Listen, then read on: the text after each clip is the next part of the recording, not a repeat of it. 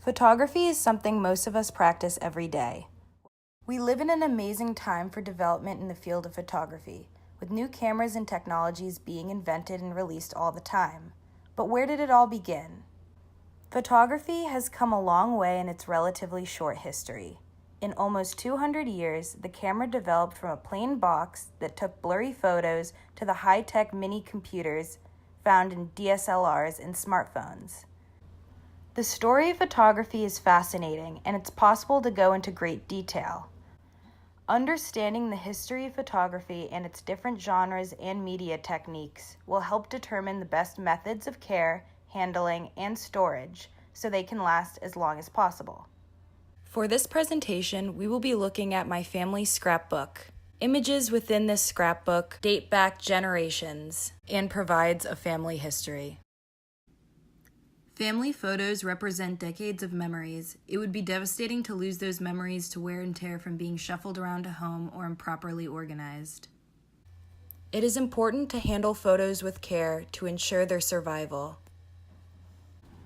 Today, I will be using gloves for safe handling.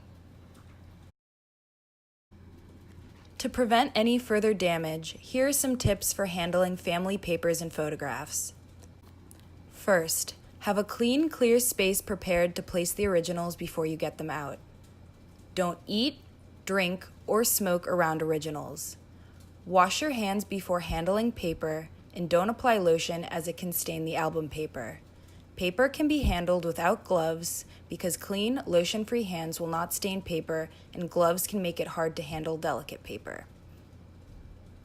Handle photographs and negatives with gloves. Fingerprints can cause permanent stains on photographs and negatives. My first impressions are that there is a lot of damage within this album. This scrapbook has been kept in all the wrong conditions and has been deteriorating for years. The paper is tearing due to irregular temperature, humidity, handling, and light, and potentially pests. There are many different types of images also that are unorganized and faded from light. They are also damaged by temperature, humidity, some being warped, bent, and cracked. Many photos have also been affected by the use of adhesives and tape. Deteriorated photographs may require specialized conservation treatment by a professional photograph conservator.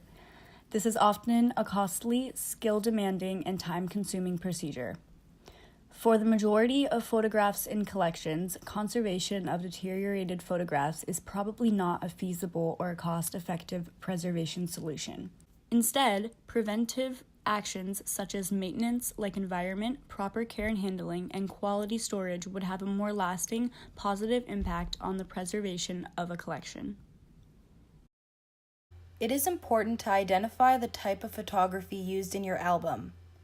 This is important for organization, cataloging, and care. Identifying your old family photographs is a lot easier if you know the era in which they were taken. Knowing the era gives you a better clue as to who the people in it might be.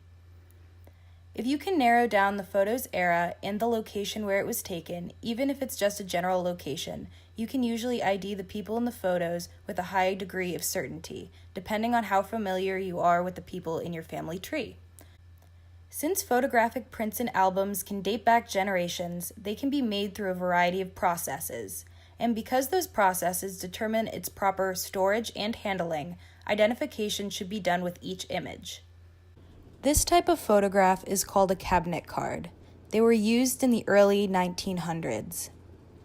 This was the second type of photography to use a negative from which to make copies. Earlier photograph types were one of a kind. The cabinet cards allowed people to buy copies of the photos to share with friends and family. Cabinet cards are identified by being printed on thin paper that is glued to heavy cardstock. These photographs have a classic antique sepia tone to them. In addition to sepia, silver and black colors were also common in cabinet card photos. It is also common for them to have belved or scalloped edges. The one I have here is not in the best condition. You can see in the top right corner that the paper in the album is already coming apart. The adhesives from the tape have also discolored the image below. Many over-the-counter adhesives used to mount photographs into albums and scrapbooks are acidic and will eventually discolor, become brittle, and damage materials. When acidic paper mounts become brittle, the photographic image itself is at risk because of breakage. The image has also faded due to light. There are also spots on the image created through the combination of chemical and light. Many of these problems could have been avoided with the use of proper storage. The most important things when considering where to store photos are ventilation, temperature, and lighting. A well-ventilated area with circulating air combats mold growth and other damaging organic substances. Storage temperatures above 75 degrees Fahrenheit can interfere with the chemicals used in processing of photos, leading to discoloration. The cooler it is, the better it is when it comes to photo storage. Light can cause photographs to fade. If you aren't able to enclose your prints completely, be sure that you are storing them in a dark place. Permanent display of photographs is not recommended. Most photographic materials are vulnerable in varying degrees to deterioration caused by light. Periodic changing of photographs on display is an excellent way to minimize light damage to photographs. Light levels in exhibits should be kept as low as possible, but high enough to allow for viewing, and should be in the range of 30 to 100 lux. Light levels in storage areas can also be controlled by the use of timed shutoff switches. Proper photo albums for storage should use albums with acid-free sleeves, sheet protectors, or photo corners.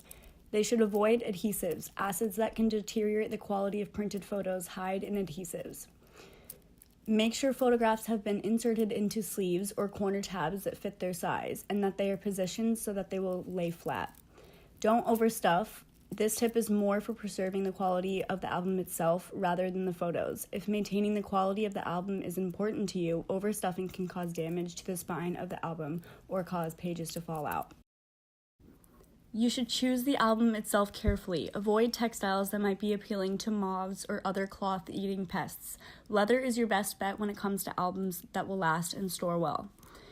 You should also store albums within larger containers free of chemicals. Wrap your albums in tissue paper before placing them in boxes for an added level of protection. Protection is important because insects like silverfish, cockroaches, and beetles, and rodents like rats and mice are all attracted to photographic materials. They make nests that can be difficult to locate and remove. A good policy is to prohibit eating and drinking where photos are stored. Floors, shelves, boxes, and cabinets should be dusted or vacuumed on a regular basis. Photos should never be stored on the floor where they are more likely to be damaged by insects and rodents or water leaks.